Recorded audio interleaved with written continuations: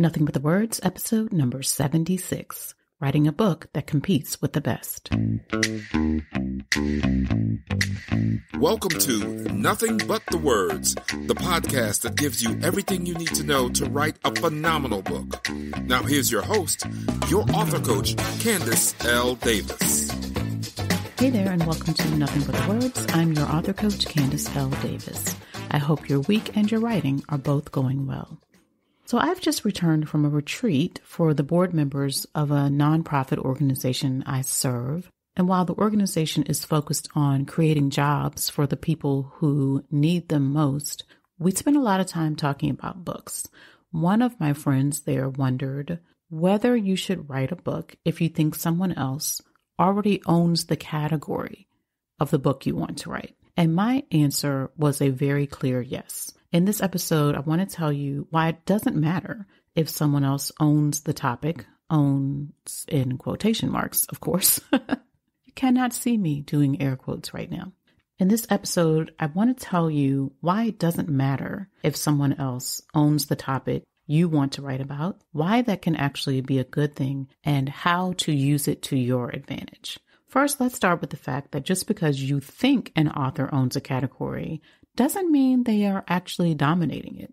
Some people look like they're the thought leader of choice on a topic because they know how to market themselves really well, and they are putting themselves and their book out there. But sometimes out there is only in front of a specific community. So while you may know this author as a phenomenal leader on this particular topic, other people may not. So pay attention to the communities that you're spending time in, particularly online, and who appears to be the thought leader, the author of choice there, and whether or not their reach expands beyond that particular area. Now, don't get me wrong. There are certain people who definitely come to mind when I think of a subject, and they are not limited to my community. For example, when I think of habits, James Clear, who wrote Atomic Habits, and BJ Fogg, who wrote Tiny Habits, definitely come to mind. There's also another book, The Power of Habit, I believe. I can't remember the author's name, but that one comes to mind as well. These two are just more recent. These two gentlemen are huge in their field, right? They're big in this category. Atomic Habits. Check this out. Atomic Habits has been on the New York Times bestseller list for something crazy like 96 weeks right now. That's almost 2 years on the bestseller list. And honestly, I would say it deserves that time. It's a great book. So why should anyone else write a book about habits? If you're thinking about writing a book about habits and you're looking at the bestseller list and you're seeing this one guy is dominating, he's been on there for almost 2 years with his book, why would you then write a book on this subject? And this can happen in any area, right? It could be personal finance, it could be weight loss, it could be health, it could be goal achievement, whatever it is. There could be someone who seems to hold down your niche. So let's talk about why you should go ahead and write that book. Start with the fact that Mr. Clear's success is an obvious indicator that people have a deep interest in this subject.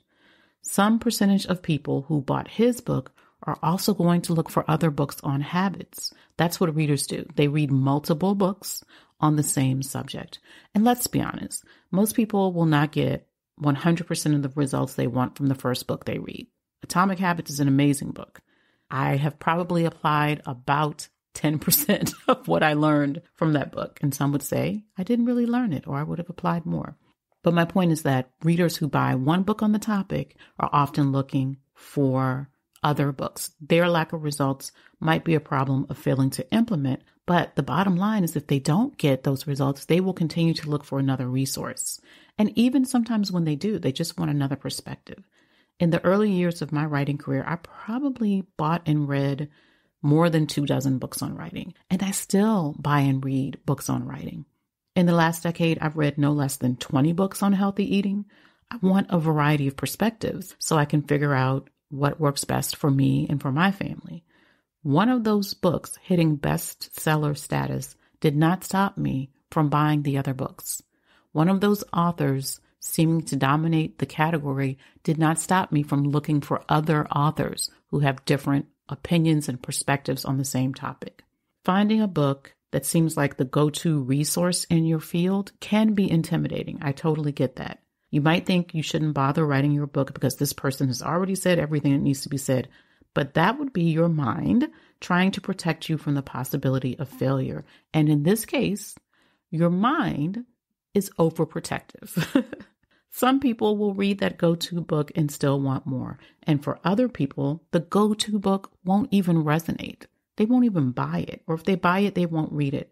They won't connect with it, won't think it's for them, won't be excited about it, will be looking for something else. That something else might be exactly what you bring to the discussion with your book. So if I were coaching a client who wanted to write a book on habits, a category that seems to be totally owned by these authors, here's what I would say. Take a sheet of paper or a document and divide it into 2 sections. Same on one side, different on the other side. That's how you label them. Read these 2 most popular books on habits. Read them all the way through. And as you read, take note in detail of your thoughts and opinions on these authors' philosophies and recommendations. Note what you agree with and what you disagree with. Note where your processes are different. They may be completely different or they may be similar, but it's important that you're aware of where you align with these authors and where you differ from their thoughts and opinions and processes. Note where your experience is different from these authors' experiences and where it's similar. By experience, I mean all of your experience, including your education, your experimentation, your professional life, like coaching clients around habits in this case, and your personal experience in creating helpful habits or eliminating habits that no longer serve you. Some of your experience boils down to your basic demographics. That could include your gender identity, sexual orientation, neurodiversity, ethnicity, religion or spiritual practice, or whatever you believe makes your experience in the world unique to you. Now, I can promise you, my experience living in America as a Black woman is different from B.J. Fogg's experience and James Clear's experience, these 2 gentlemen living in America, not as Black women. Some readers want to learn about a topic like habits or a topic like personal finance or weight loss or whatever the thing is from someone who has a background similar to their own, because they feel more understood by or connected with the author who's more like them. Now, let's not take this to extremes, right? Demographically, I don't have a lot in common with James Clear. I still read and loved his book. So doesn't mean you're excluding anyone based on your demographics. You're just looking at where your story differs from this other author's story. Even if you and the authors at the top of your category have a lot in common on the surface level of your demographics, say you're all straight, white, cis, married, non-religious women with children, I guarantee you there are still some differences between them and you. Dig a little deeper. Where did you grow up? How did you grow up? What are your core values? Do you have a spiritual practice that influences your work? What are your personal interests that you might use in examples or anecdotes in your book? Trust me, there are differences between you and that dominating author. You also want to pay attention to the objective of the other author's book. So what result are they trying to create for their readers? And what results do you want to create? Where are they the same and where do they differ? Who are these authors talking to and who will you intentionally reach with your book? Because their perfect reader is probably not the same as your one perfect reader. How do they present their material and how can you present yours differently? Your book does not have to be completely different from the other books on the same topic. It's almost impossible that it will be, right? If you're writing a book on leadership, some of the basics of great leadership are going to be the same.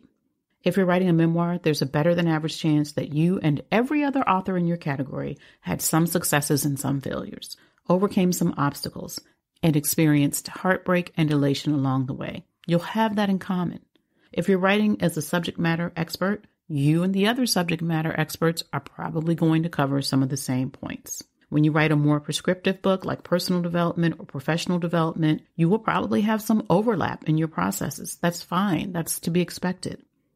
It's up to you, though, even with those similarities, to make your book stand out in a crowded field, to make sure your book can compete with the book that's dominating in your category. By compete, I just mean it needs to be different. It needs to reach people in a different way.